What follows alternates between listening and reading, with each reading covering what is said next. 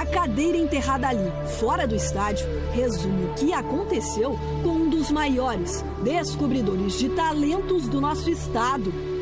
Mas existem pessoas ainda, as pessoas que realmente se apaixonaram, que gostam de futebol, que um dia viu o Matsubara no auge e torceu para esse time, ainda com certeza, ainda perguntam, o que aconteceu com esse time? Levantou Humberto, saiu o Zacão, gol do Matsubara! Matsubara era uma lenda, né, vamos dizer assim. Aqui foi a máquina de fazer jogadores jovens, né, de revelações.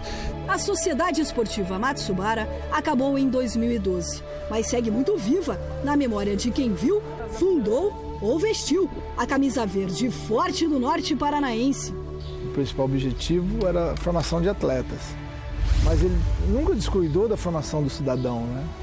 Então, se você andar pelo mundo do futebol no Brasil, aí você vai encontrar muito ex-atleta do Matsubara, mas que são cidadãos. E teve anos no Matsubara que eu tive 110 jogadores, vindo jogadores do país todo, de todo lugar. Mas por que procurar o Matsubara?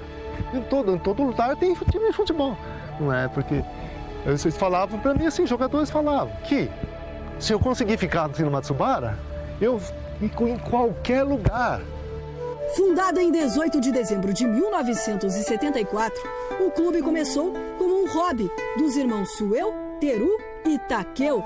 Afinal, a tradição, o negócio da família era o algodão. E o lar do Matsubara era Cambará, cidade que fica na divisa entre Paraná e São Paulo, onde a calmaria dos pouco mais de 35 mil habitantes pode ser vista, apreciada por todos. Mas o tom é de saudade. A saudade que deixa é aquele vazio. Era um time pequeno, mas com grandes talentos. Faz falta sim para a cidade. Agora, a primeira casa do time foi esse campo, do Operário, uma equipe amadora da cidade. Não parece. O mato tomou conta. A arquibancada lembra um paredão. O gramado só é cortado para evitar que o lugar vire um ponto de consumo de drogas. Bem diferente do que o Márcio e o Luiz Antônio Bugo, ex-jogadores, viveram. Uma emoção diferente. Eu lembro, na época que eu passei por aqui, né? A gente vendo a torcida chegando, aquela alegria, né, de poder estar ali vibrando pelo seu time. E pra gente também aquilo nos motivava, nos dava força pra gente poder lutar, né, com força, com garra, para poder conseguir sair vitoriosa. Domingo aqui era bonito de ver a casa cheia aqui, 2, 3 mil pessoas, mas pro estádio que era pequeno, então fazia a diferença. Pouco mais de 2 mil pessoas cabiam ali. E na época, para jogar as fases finais do campeonato estadual, a federação exigia estádios com uma capacidade bem maior. Por isso, se existe uma prova de amor pura, veja esse exemplo. A torcida organizada do Matsubara, a Tom, resolveu construir uma casa para o time. Essa porta fechada foi nas reuniões aí que se partiu a ideia. A ideia não, teria que construir, porque o estádio Santana, ele comportava muito pouca gente, nem o Campeonato Paranaense não podia ser mandado ali. Esse lugar, que já foi bar, açougue, era o ponto de encontro dos fanáticos pelo Matsubara. Ali, eles resolveram, iriam sair pela cidade, fazendo rifas, arrecadando dinheiro. Terreno comprado, alguns ajudaram botando a mão na massa mesmo. Com o povo todo da cidade, o povo plantando grama, o povo abrindo valeta, entendeu? Tivemos muita do povo doando. Quem não podia doar cimento, cal, areia, tijolo, esse negócio todo, o material todo, doava mão de obra. O Estádio Regional Vicente Camargo tem capacidade para 20 mil pessoas e até hoje pertence aos torcedores, que em 95, quando entregaram a casa nova, pronta, sofreram um golpe duro. O Matsubara decidiu montar um super time, com direito ao craque Neto chegando de jatinho particular e ao meia Tadeu, que tinha sido bicampeão paranaense pelo Paraná Clube. Mas a diretoria acabou levando essa equipe para Londrina, a 130 quilômetros de Cambará.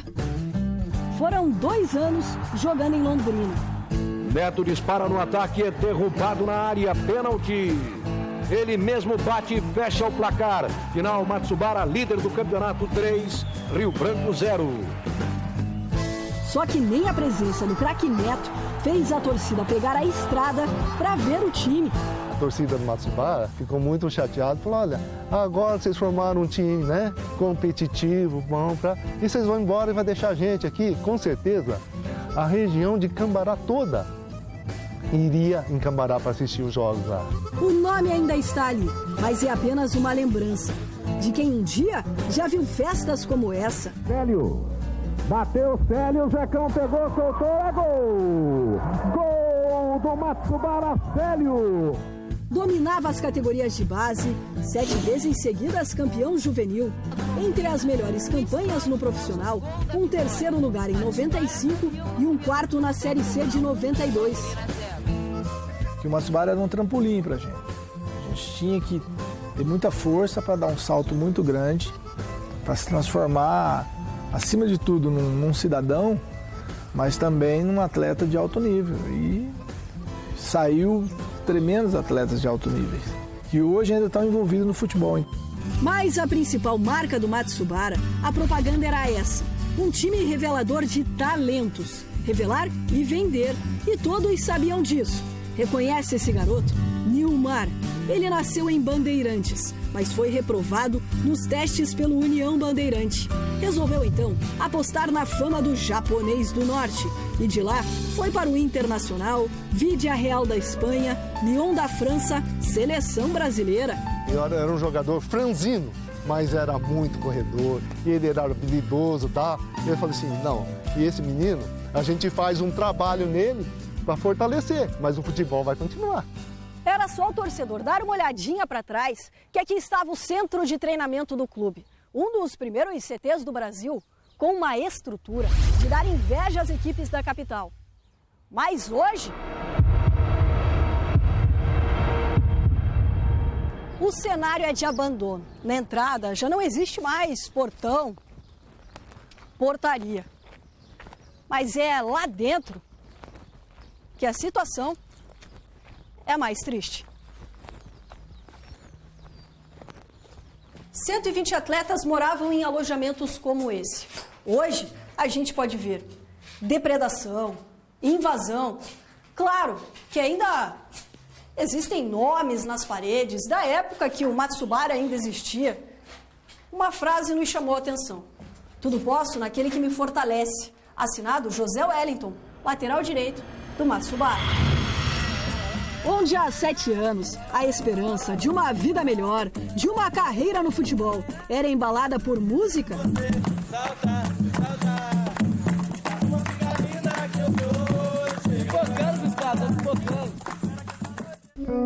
Hoje, o silêncio tomou conta.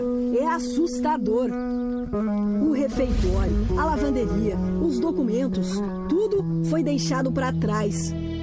Cresceu o mato, acabaram-se os sonhos de todos eles. Na época era coisa de primeiro mundo, acho que não tinha um clube no Brasil que tivesse o seu treinamento que o Matsubara teve, né? Você via, tinha ônibus para treinamento, nós tinha tudo lá dentro, então não tinha, você precisava sair. Hoje você vai lá, você vê aquele abandono, acabou, né? Não tem mais nada, então a tristeza é muito grande. Quando nós decidimos, né, partir para o profissionalismo, vamos fazer uma coisa decente, organizada, né? E resolvemos montar o CT e daria condições para o jogador, com refeitórios, dormitórios, né? Sala de musculação, massagem, tinha de tudo lá dentro desse CT. Um nome forte, existe, de família, Matsubara, mas o futebol, esse ficou no passado. Estava muito difícil, porque um dia o meu pai, Suel Matsubara, ele chegou a dizer, olha, é muito homem, tá?